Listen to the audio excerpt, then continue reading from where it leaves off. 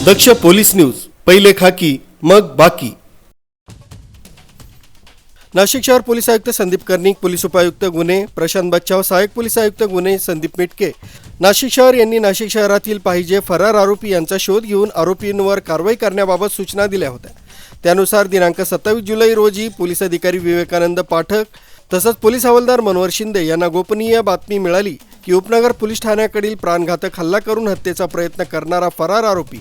निलेश शंकर शाह, वय 26 वर्ष, राहणार Samangaon road, polytechnic college, Nashik road हा सामनगाव पॉलिटेक्निक कॉलेज जवळ उभा आहे अशी खात्रीशीर बातमी मिळाल्यानं सदरची बातमी वरिष्ठ पोलीस निरीक्षक विद्यासागर श्रीमनवार यांना कळवल्यानं त्यांच्या मार्गदर्शनाखाली पोलीस अधिकारी विवेकानंद पाठक, पोलीस हवालदार मनोहर शिंदे, प्रकाश महाजन,